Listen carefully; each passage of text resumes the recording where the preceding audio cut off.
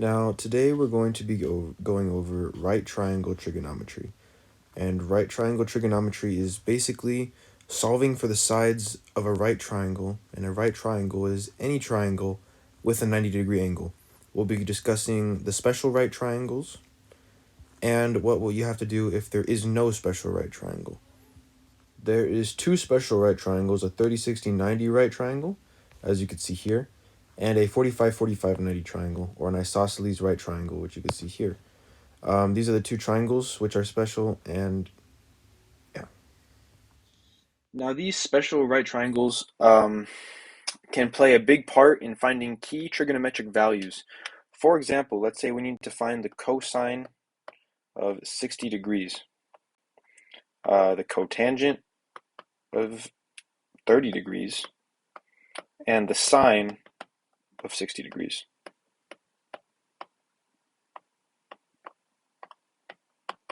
Now, to find the cosine, first let's refer back to the SOHCAHTOA. We will see that we need to find the adjacent over the hypotenuse of 60 degrees. So the adjacent is this 1 and the hypotenuse is 2. So it's going to be adjacent over hypotenuse, which is 1/2.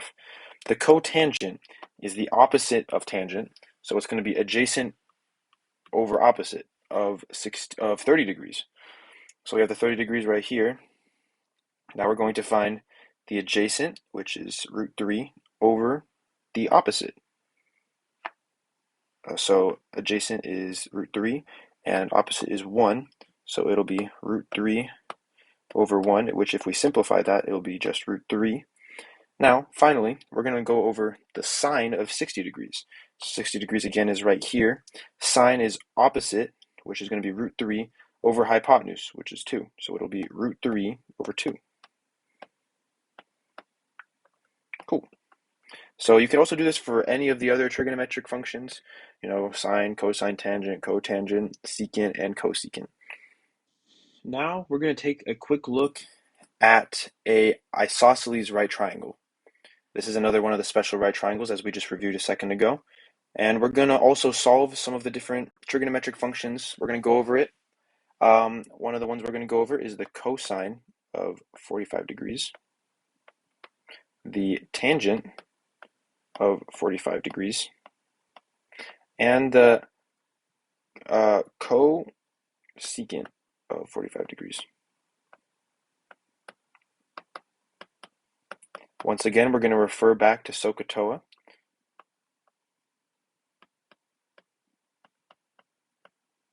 Now, for cosine, we're going to look at adjacent over hypotenuse. So we're going to look at this 45. Adjacent is going to be 1 over hypotenuse, √2, because √2 is always the biggest number, or the biggest side length. So it'll be 1 over √2, which we have to rationalize.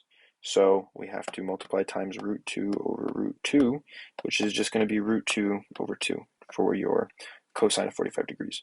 Now we're going to look at the tangent of 45 degrees. So the tangent is opposite over adjacent, and these opposite and adjacent are both the same length, which can only happen in an isosceles right triangle. So it'll be 1 over 1, which if we simplify is just 1. Now we have to take a quick gander at the cosecant. The cosecant is the opposite of sine. So we have to get the hypotenuse again. Now the hypotenuse is going to be √2 over whatever the opposite is, which is going to be 1 because that's the basic triangle, which we can simplify to just √2.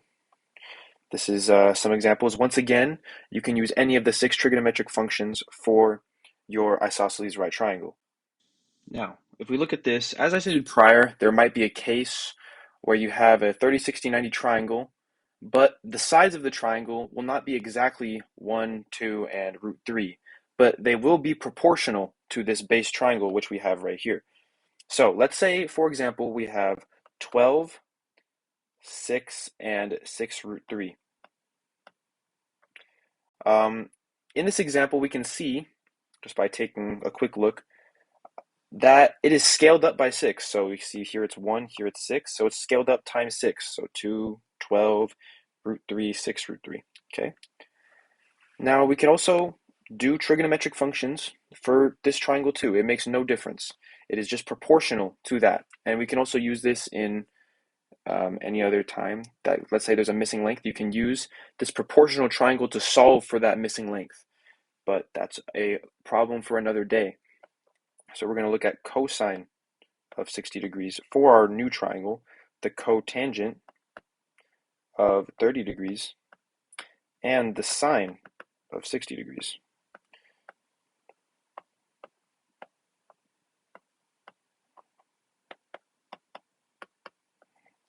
Now, the cosine of this is going to be 6 root 3 over 12.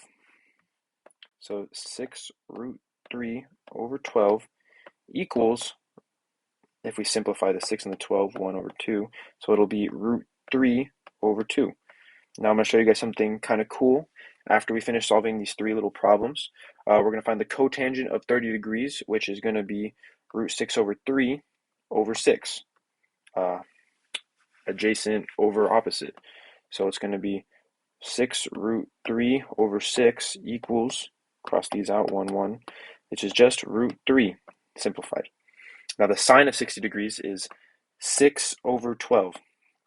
Sine is opposite over hypotenuse, so opposite 6 over 12. Hypotenuse. Cool. This is equal to 1/2. Now, if you notice something, these are all proportional to this original one. So you could have used this one that's the original one instead of using the one that's times 6 in your problem if you really want to, but they will both equal the same thing because they are proportional to each other. Now, unfortunately, there will be times when you cannot use these special right triangles to find the missing sides, so we will have to take a few other steps in doing so. So now suppose you're given this right triangle and you're asked to solve for the missing sides. Well, you're probably wondering, what trig function would I use to find these missing sides? Because we have missing side C and missing side A. Well, we would need these trig functions right here. If solving for little a, you would use tangent because, as you can see, uh, we know what the adjacent of 25 degrees is, but we do not know what the opposite of 25 degrees is. So to find the opposite of 25 degrees, we would do tangent of 25 degrees, because that's what we know, equals, what is tangent? Opposite over adjacent. So it would be a, little a, over adjacent, which is 12. Now, to solve for the tangent, we would have to multiply across by 12. In doing so, we will cancel out this 12 and have a 12 over here. So 12 times tangent of 25 degrees equals A. Now we have to pull out our calculator to solve for this. Right here we have our calculator, and the first thing we're going to have to do is type in 12, open parenthesis, then we have to press tangent of 25 degrees. Make sure your calculator is on degrees mode, not radians, or it will give you a strange number. Then you just press enter, and we'll see that our A is 5.6. So we now know that the A value is approximately 5.6. So now we know the opposite value is 5.6. And at this point, we could use the Pythagorean theorem, but for the sake of me teaching you, we're not going to do that because I'm sure you guys all know how to use the Pythagorean theorem. So now we're going to solve for little c, which we will use cosine for since we know that the adjacent length of 25, but we do not know what the hypotenuse is, but we do know the adjacent length. So cosine solves for hypotenuse, adjacent over hypotenuse. So we will write down cosine of 25 degrees equals 12 being the adjacent over c, which is the hypotenuse. Now we have to multiply this all times c.